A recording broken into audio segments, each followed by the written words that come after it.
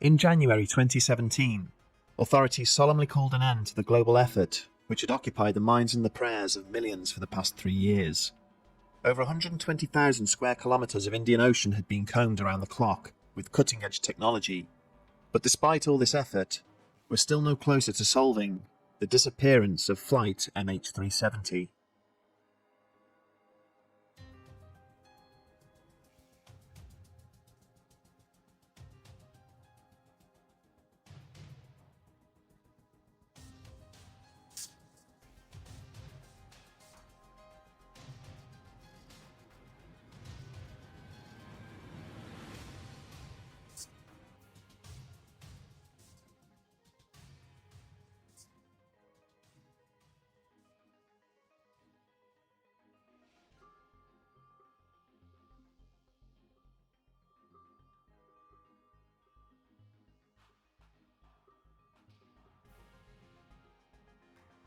Flying is one of the most commonly held fears. The idea of soaring high above the clouds, travelling at more than 500 miles per hour, is understandably a terrifying thought for many of us. It's easy to believe that aircraft malfunctions occur all too often, especially with TV programmes such as Air Crash Investigation and Seconds from Disaster reinforcing this assumption. However, despite this seemingly hardwired reluctance to fly, it is in fact the safest way to travel. But when the unthinkable does happen, the results are invariably tragic. The margin of error is so narrow, the balance between success and failure so precarious, that even a minuscule error could spell disaster. Still, the likelihood of anything untoward occurring on your flight is almost non-existent. It's something that only happens in movies, or to other people you've never met. It couldn't possibly happen to you.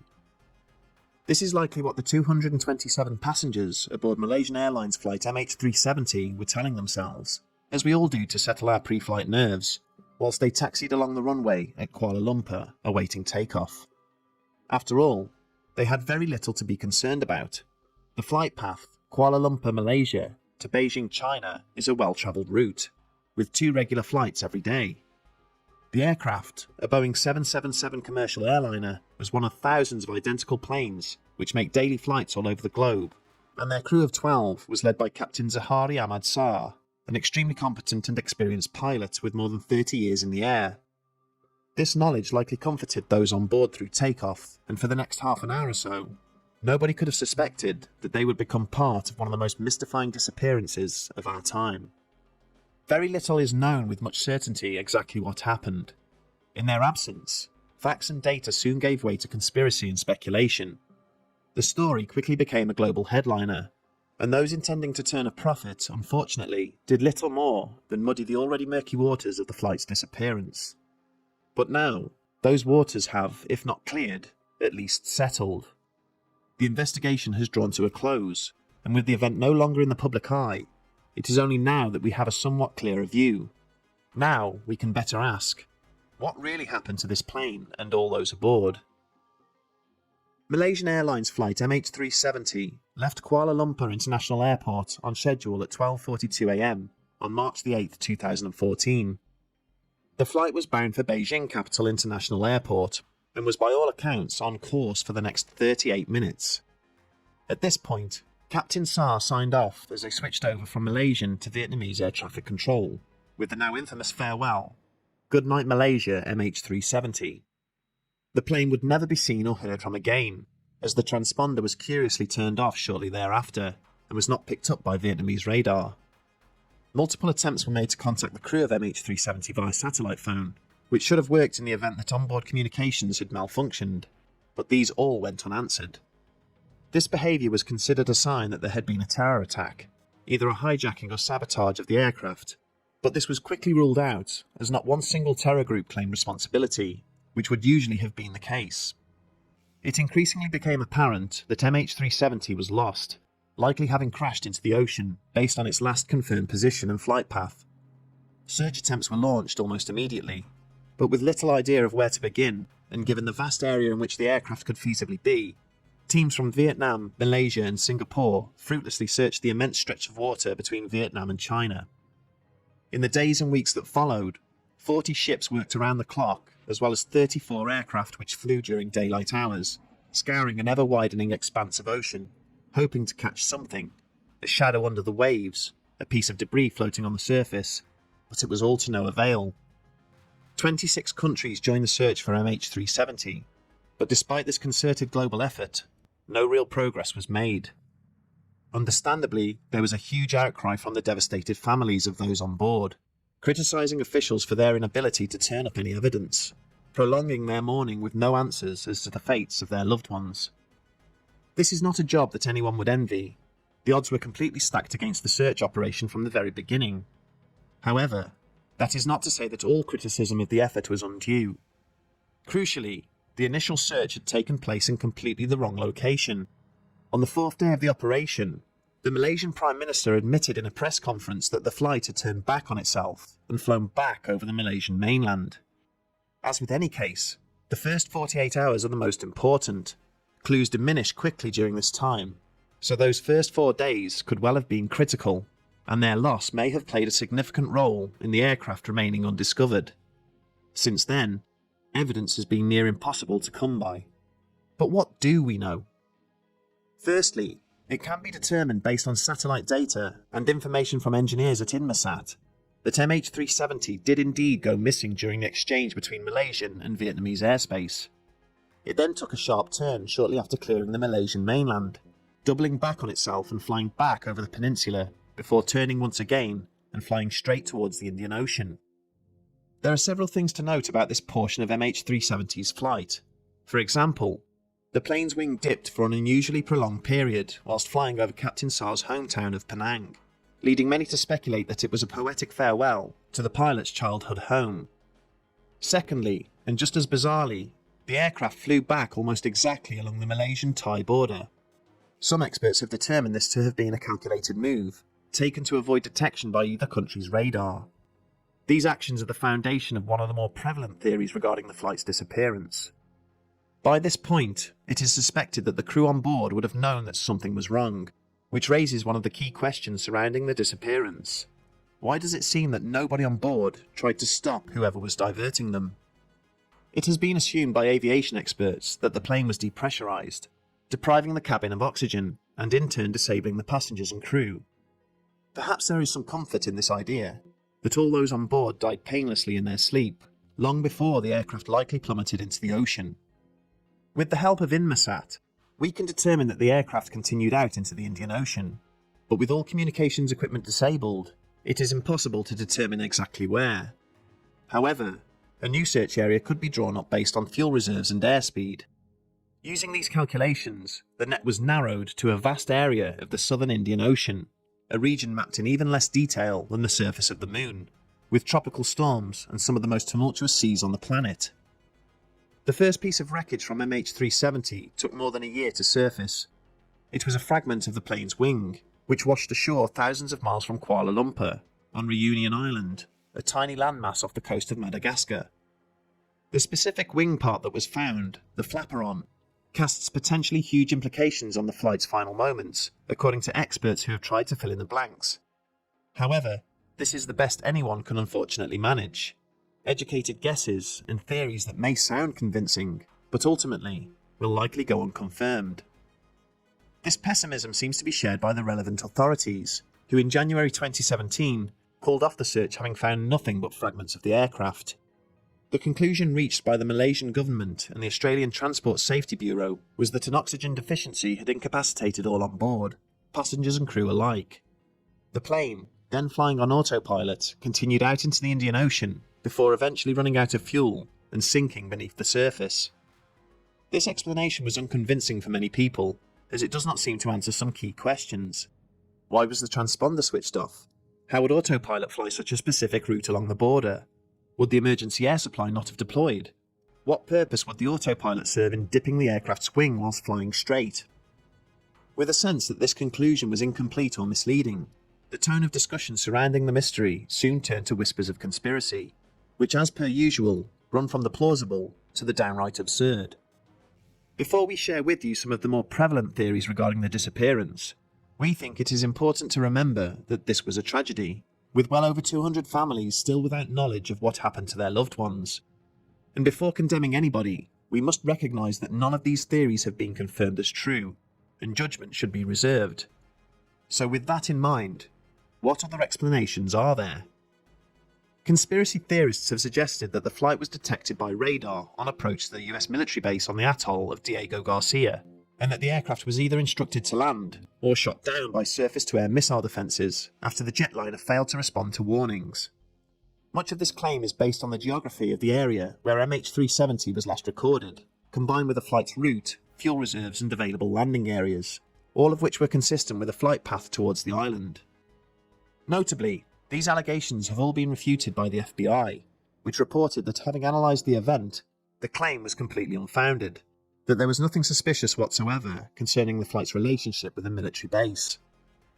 Some other theories claim that the plane was taken over remotely in order to foil a hijacking, an idea echoed by the Malaysian Prime Minister in 2018, although he did not give any indication as to who he thought was responsible. Other more insidious theories circulate, claiming that MH370 was shot down by the usual suspects in the Western world's political blame game, the Russians, Chinese or North Koreans. This argument would have little credence if it wasn't for the fact that another Malaysian Airlines flight, MH17, was allegedly, though never proven to be, shot down by Russian anti-air missiles, leading many to believe the same could be the case for MH370. Critically, however, MH17 was shot down in Ukrainian airspace, whereas MH370 disappeared far from any zones of conflict. Another interesting conspiracy theory was put forth by aviation expert Jeff Wise, and revolves around the fact that 20 employees from Freescale Semiconductor, an avionics company said to specialise in stealth technology, were on board. Wise noted that the plane was initially believed to have flown north. This was somewhat confirmed by the fact that the Malaysian Prime Minister, Najib Razak, initially requested for the search to take place in Kazakhstan. It was only later assumed that the plane had in fact flown south. When Wise and the Independent Group, an assortment of other aviation experts, re-examined the data, they determined that the plane had indeed flown north, whilst false data had been fed to the satellite. Checking the list of passengers, the group also noted that 2 Ukrainians and a Russian were on board. Not much was known about these 3 individuals, other than the fact that the Ukrainians came from Odessa, a former Soviet naval base, and that the Russian had a penchant for scuba diving. Wise postulates that the Russian came on board carrying scuba gear and 3 full-face diving masks, and that as the plane reached cruising altitude, this man slipped into the electronics and equipment bay once the crew were otherwise preoccupied. The EE bay, as it is called on a 777, can be accessed through the hatch at the front of first class. From here, the Russian would have had control over all of the plane's electronic systems. First, he severed communications, then plugged in portable equipment which could upload false data to the satellite, and finally, he depressurized the cabin whilst he and his accomplices breathed oxygen through their diving masks. The crew would have spotted that something was amiss by this point, but none of their checklists would have covered a possible hijacking from the EE bay. The anti-hijacking lock on the cockpit door could also be controlled from here, and it is thought that once the passengers and crew lapsed into unconsciousness, the 3 men took control of the plane and flew north, landing in Baikonur, Kazakhstan. The cabin was then repressurized before the passengers perished, and the 20 employees from Freescale Semiconductor were put to work for the Russians, spearheading their stealth program, whilst everyone else on board was, for want of a better word, silenced. But how realistic is this? A depressurized cabin would have likely killed all on board after only a few minutes, including the Freescale Semiconductor employees. But maybe a few minutes was all they needed to take control of the aircraft without any resistance. Another theory claims that the plane crash-landed in the remote jungles of Cambodia. In 2018, a British video producer, Ian Wilson, claimed to have spotted the aircraft's wreckage using Google Maps images dated to that year. The jungle where the aircraft crashed is not far from the flight's planned route from Kuala Lumpur to Beijing. This theory is not without doubts, however, as despite photographic evidence of what does appear to be a crashed aircraft in the Cambodian jungle, the plane in the image is roughly 10% larger than a Boeing 777, although true dimensions are difficult to ascertain with pinpoint precision. Other explanations attempt to explain the craft's disappearance, but like most, fail to answer every question. A former pilot, Christopher Goodfellow, speculates that an electrical fire was the most likely cause for disruption. He claims that the flight experienced a malfunction and turned back towards Malaysia looking for a place to land. According to Goodfellow, The aircraft would have flown on autopilot, as the fire incapacitated all on board. This seems to be a reasonable explanation. However, it still doesn't explain why the transponder was switched off, or why the route back across Malaysia was so calculated. The most popular outside theory concerning the flight's disappearance, though, centres around the pilot, Captain Saar. The story was not echoed by official sources.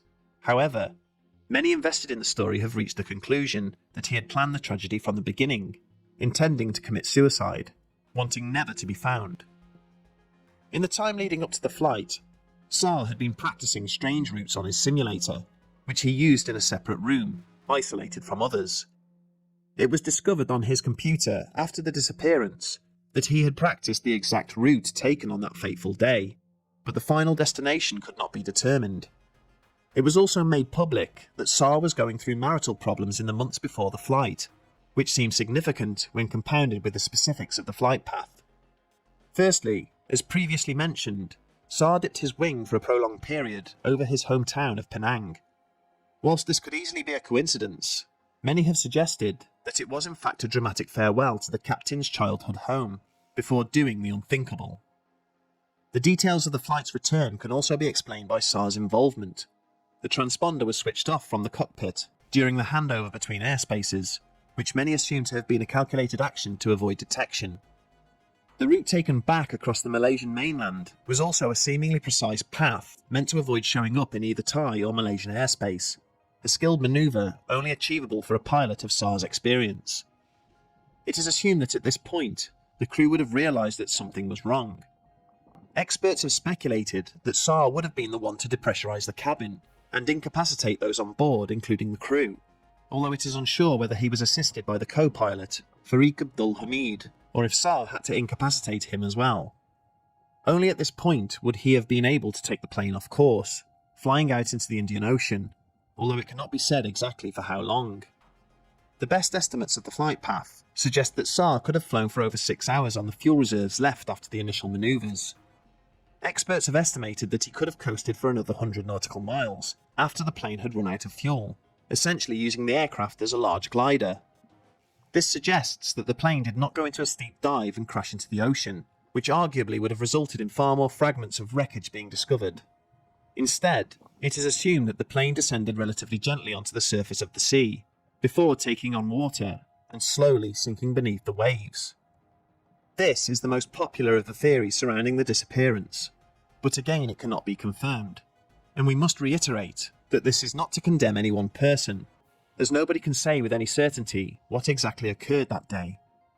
There is still fierce debate over what became of MH370, with theorists pointing fingers at everybody from the Russians to aliens. Usually when discussing such topics, the correct answer is often the simplest. Yet with this case, none of the possible explanations seems to satisfy every last inexplicable detail, and so with MH370, the realm of possibility is still very much wide open. Whilst for investigators, this purgatory of perhaps never knowing is a frustration, it is important to bear in mind the families of those lost, who in this same state of limbo find little hope that their questions, and maybe even their prayers, will ever be answered. It is to these families, those of every single person aboard that flight, that our hearts and deepest sympathies go out to, and we sincerely hope that they one day have the answers they so desperately need.